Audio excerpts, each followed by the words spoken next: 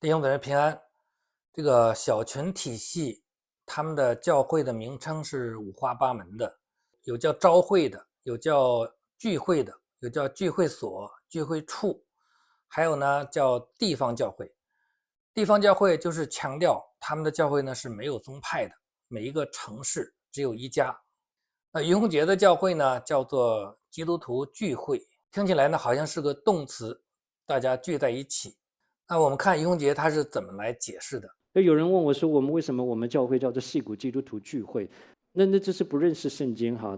他说有人问他为什么他们不用教会这个名字啊？他说呢，这样的人呢就是不认识圣经。也就是说，质疑他为什么不用教会的人呢，都是不认识圣经的，都是错的。我们的前辈告诉我们，我们也接受这样子的提醒。他说为什么他们要用这个基督徒聚会呢？是因为他们的前辈告诉他们的，并且呢，他们也接受这样的提醒。那于洪杰的前辈他没有讲是谁，为什么不说呢？其实呢，我感觉就是不好意思讲，因为他也知道他们的背景、他们的体系是被很多的人质疑的。尽管他不好意思讲，但是呢，大家都知道，那他所说的前辈当然就是尼特生、李长寿。那我们从小群体的发展来看，这个传承就是这样一个传承的过程。为什么于洪杰一直坚持，就坚决不用教会呢？其实他的骨子里就是坚决的要守住他们小群体系的神学。那尼特生、李长寿他们提醒于洪杰的，就是不要用教会。那为什么不能用教会呢？接下来于洪杰就做了一个解释。我们很羡慕做教会的见证，成为一个荣耀的教会，但是我们实在不配。从哪个角度看，我们都不配；从哪个角度看，我们都太肤浅了啊！所以，我们只喊叫说，我们是基督徒聚在一起，这 assembly。他说呢，他们很羡慕做教会的见证，能够成为一个荣耀的教会，但是呢，他们实在是不配，从哪个角度看都不配，因为他自认为太肤浅。那这样的说法呢，听起来是很谦卑的，很属灵的。那我们要想的是，圣经是怎么说的？那么教会这个名字是人自己想出来的吗？教会这个名字是主耶稣赐给教会的。教会这个概念呢，也是主耶稣最早提出来的。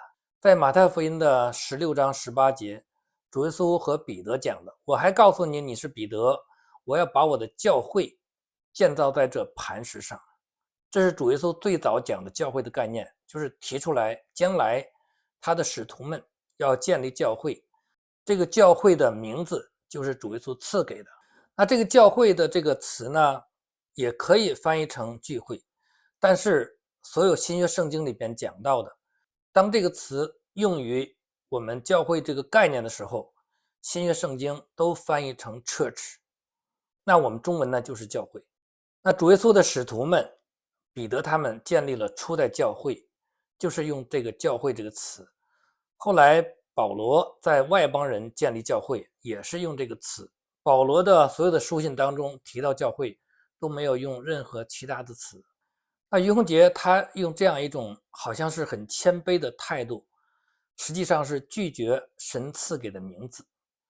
我认为这个根本就不是谦卑，而是悖逆，就是违抗神的旨意。那这是这个教会这个词是主耶稣他设立的，我们在地上设立教会就应该老老实实的按照主耶稣他所吩咐的建立教会，用这个名字。于洪杰的意思就是他的前辈们这样讲的，那他就要顺服他的前辈们。那在他的眼中，前辈们的吩咐提醒比圣经的教导更重要，更有权威。所以就像主耶稣责备那些犹太人，他们居守人的遗传，废了神的诫命。按照于洪杰的说法，这个他的这些前辈们提醒他，我们不够条件，因为我们达不到神的要求，我们不够资格被称为教会，所以呢，我们就用一个聚会这样的一个称呼。但是我们看小群体系内部，它有的分支也是用教会的，只是用地方教会，但是呢，还是用了这个名字，所以他们里边也并不统一。好，那于洪杰他看似谦卑，不敢用教会这个名字，那这个给人的感觉呢，就是教会是有标准的，我们没有达到这个标准，我们就不配使用教会这样一个荣耀的称呼。那于洪杰这样讲，实际上呢，就是在说那些称为教会的人们，他们呢其实有点自不量力。你有什么资格敢称教会呢？那我们可以把这个概念推广一下。那教会我们不敢称呼，那我们敢不敢称自己为基督徒呢？那基督徒的意思就是像基督的人。那我们哪一个弟兄姊妹，我们敢自己说我现在很像基督了呢？既然我们都没有达到那个程度，我们干脆大家都不要成为基督徒了，因为我们不配嘛。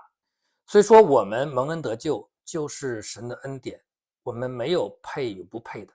如果说我们配得，没有一个人配，没有一个人配称为基督徒，我们都是蒙恩的罪人，也没有一个教会配称为神的教会。那我们得救都是出于神他的恩典。如果说一定要达到某种的程度的要求才配称为教会的话，那地上所有的教会都要改名字。那主耶稣为什么吩咐我们在地上是建立教会呢？这是希伯来书12章讲到天上新耶路撒冷那个荣耀的圣城，是众长子所共聚的总会，就是这 assembly。他接着说，在希伯来书的12章里边有一句话，就是天上的新耶路撒冷，荣耀的圣城，就是诸长子所共聚的总会。这个在天上的这个新耶路撒冷呢，共聚的总会也是用的这个 assembly。那这个 assembly 也可以翻译成教会。总之呢，于洪杰他是用在新耶路撒冷在天上这个聚会来和他们的教会相提并论。大家想一想，这个是谦卑吗？我认为这个一点都不谦卑，反而是骄傲，只能说是自表谦卑，自己认为自己很谦卑。他说我不配成为教会，就是地上的教会，可是呢，他却把自己的教会和天上的聚会新耶路撒冷的圣城相提并论。那在天上的新耶路撒冷荣耀的圣城的聚会是一些什么人呢？那我们看一下希伯来书的12章22节和23节，你们乃是来到锡安山永生神的城邑，就是天上的耶路撒冷，那里有千万的天使，有名录在天上诸长子之会所共聚的总会，有审判众人的神和被成全之义人的灵魂。我们看这里边讲到的，在天上不只是有那些得救的基督徒，还有千万的天使，还有审判众人的神。那这里边说的有名录在天上的，那就是在生命册上有他的名字的人，那显然都是完全的都是得救的人。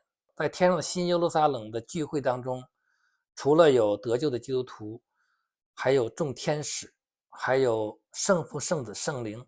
所以说在天上的聚会是非常的荣耀的圣洁的大会。那和我们地上的教会比起来，是不是更加的荣耀呢？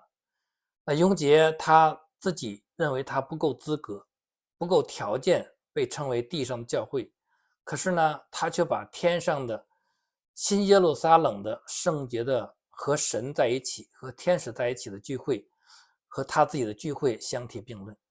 大家说这是谦卑还是骄傲呢？那其实小群体系里边呢，对几乎所有的圣经的概念的名词都弃之不用，发明了一套整个的小群体系的独有的术语，很像江湖的黑话，只有他们内部的人才能明白。这种做法呢，实际上就是在说神的这些话呢不好，他自己的发明这些词更好。就像李长寿他的恢复版圣经一样，他否定了历世历代所有的解经家的解释，认为只有他的才是最正确的，所以叫恢复版。他要把这些错误全部的恢复到神的本意的解释里边来，也就是说只有他的解释是最正确的。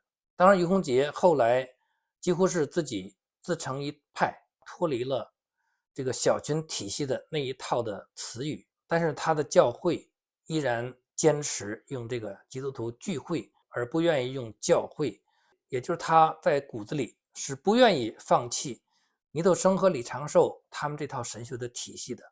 他的神学的里边的本质教义都是尼特生他们那一套，所以他一直坚持人的三元论。他的救恩论和末世论其实呢骨子里本质都是和三元论有密切的关系的。